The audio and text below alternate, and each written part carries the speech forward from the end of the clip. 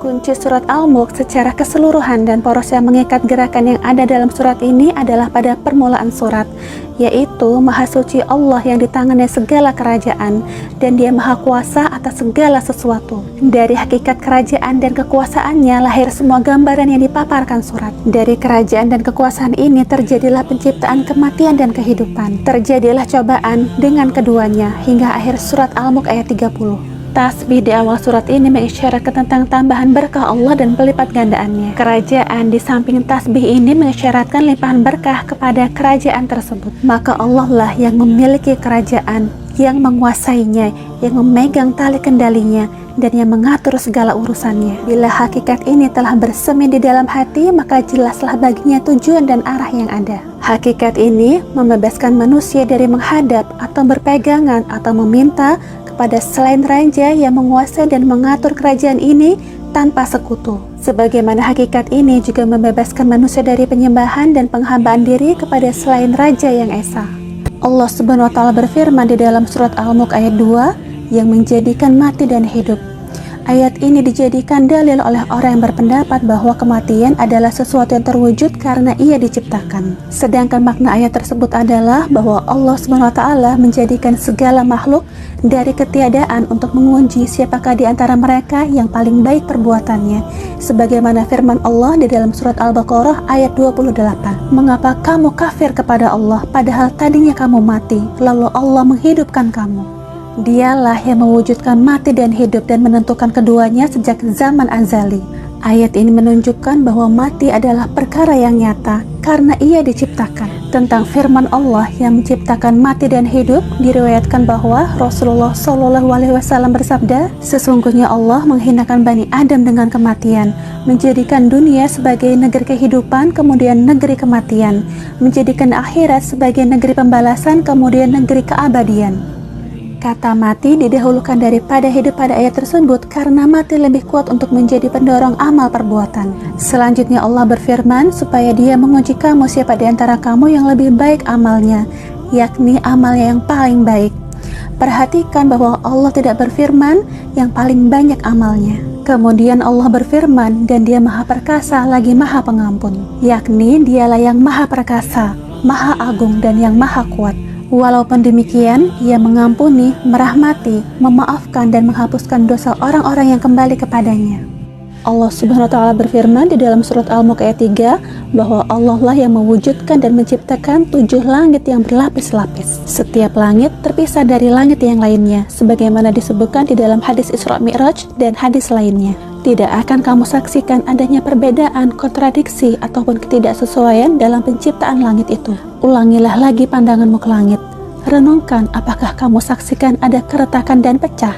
Ini menunjukkan keagungan penciptaan langit, bebas dari cacat, dan keadaan penciptanya yang mempunyai kekuasaan yang sempurna, ilmu yang detail, komprehensif, teratur, dan rapi. Yang semisal dengan surat Al-Mulk ayat 3 adalah surat Ar-Ra'd ayat 2. Allah lah yang meninggikan langit tanpa tiang sebagaimana yang kamu lihat. Kemudian Dia bersemayam di atas arasy. Dia menundukkan matahari dan bulan, masing-masing beredar menurut waktu yang telah ditentukan. Langit adalah materi yang tidak bisa diketahui hakikatnya kecuali oleh Allah. Terletak jauh dari bumi dengan perjalanan selama 500 tahun berdasarkan ukuran tempo dulu. Sekarang ukuran ditentukan oleh mil sebagaimana ditunjukkan oleh program-program perang angkasa. Ada yang mengatakan langit adalah tempat berputarnya planet-planet. Para ilmuwan astronomi berpendapat bahwa langit adalah ruang hampa di mana planet-planet berputar di dalamnya. Jika kita mengetahui bahwa planet-planet mempunyai dimensi yang berbeda-beda dan jarak yang berlainan, kita akan bisa mengetahui gambaran dari bola-bola langit 7 dan gugusan bintang yang dikenal dengan nama universe, alam semesta. Dalam gugusan orbit tata surya, dalam ilmu astronomi terdapat matahari, planet-planet, serta satelit-satelit. Planet-planet tersebut berdasarkan urutan jauhnya dari matahari adalah Merkurius, Venus, Bumi, Mars, Jupiter, Saturnus, Uranus, Neptunus, dan Pluto.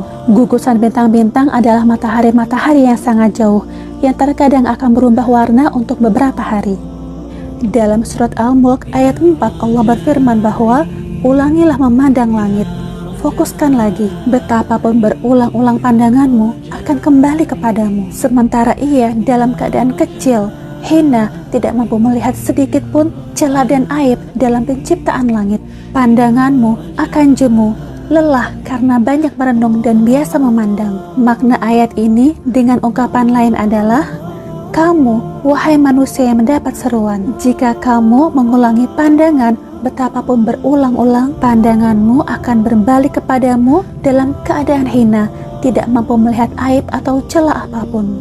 Yang dimaksud firman Allah sekali lagi adalah banyak memandang untuk mengetahui celah atau kerusakan kalau ada. Dalam surat Al-Mulk ayat 5, Allah berfirman bahwa Dia telah menghiasi langit yang terdekat dengan planet-planet yang diam dan planet-planet yang berputar.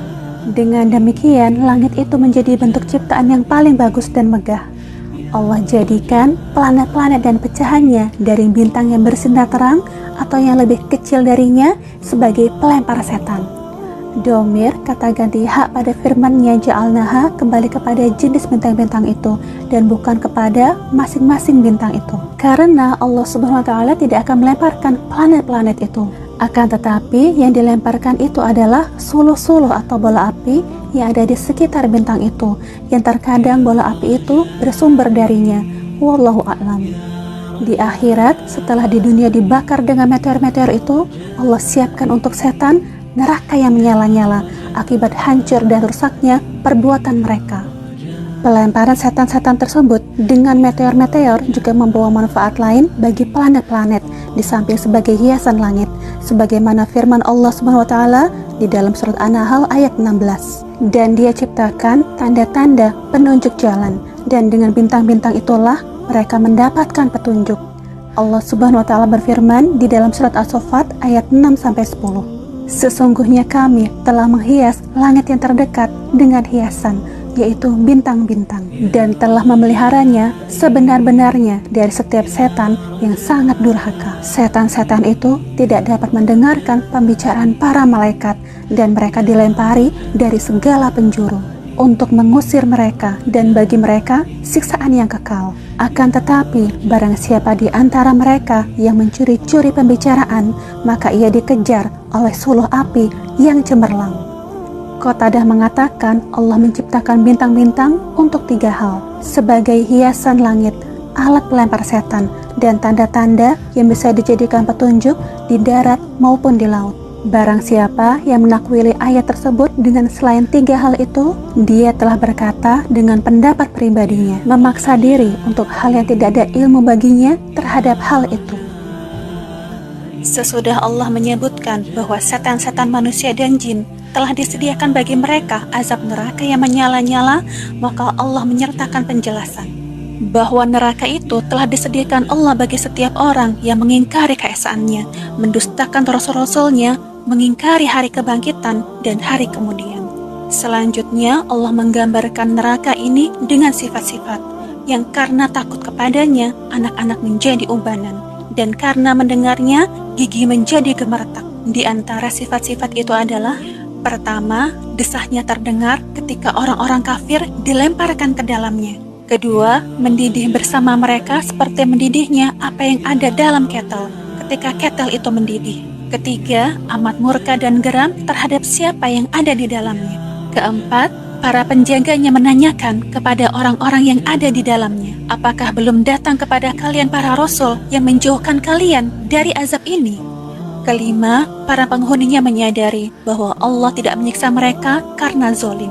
Telah datang kepada mereka para rasul, lalu mereka mendustakan para rasul itu dan mengatakan kepada para rasul, kalian berada dalam kesesatan yang jauh. Keenam, kutukan para malaikat agar mereka dijauhkan dari rahmat Allah dan kelembutannya, karunia dan keutamaannya.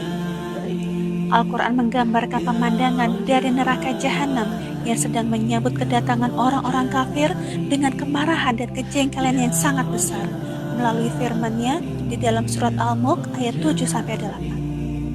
Jahanam di sini digambarkan sebagai makhluk yang hidup. Ia memendam kemarahannya sehingga nafasnya meninggi melalui gelegak dan didihannya. Semua bagiannya dipenuhi oleh kemarahan sehingga hampir-hampir ia terpecah-pecah karena kemarahan yang dipendamnya. Ia memendam kemarahan dan kebenciannya terhadap orang-orang kafir, sehingga ia merasakan dirinya seakan-akan tercabik-cabik dan tercekik. Ungkapan ini pada lahiriahnya terlihat seperti gambaran kiasan tentang keadaan neraka jahanam. Akan tetapi, menurut tafsir fi Zalalil Quran, ungkapan ini menyatakan tentang suatu hakikat kenyataan. Karena setiap makhluk dari makhluk-makhluk Allah adalah hidup dan mempunyai ruh dari jenisnya tersendiri. Dan setiap makhluk mengenal Tuhannya, bertasbih mensucikannya, seraya memujinya. Merasa terkejut manakala manusia kafir kepada penciptanya, dan marah terhadap keingkaran orang kafir ini, padahal sikapnya bertentangan dengan fitrahnya dan ditolak oleh ruhnya. Hakikat ini disebutkan di dalam Al-Quran di beberapa tempat yang memberikan pengertian bahwa ia menetapkan hakikat yang tersembunyi di balik segala sesuatu yang ada di alam wujud ini. Hal ini telah disebutkan dengan jelas di dalam Al-Quran, yaitu surat Al-Isra ayat 44, surat Saba ayat 10, surat Fussilat ayat 11. See you in the next Makta Memahami Al-Quran dengan Tafsir.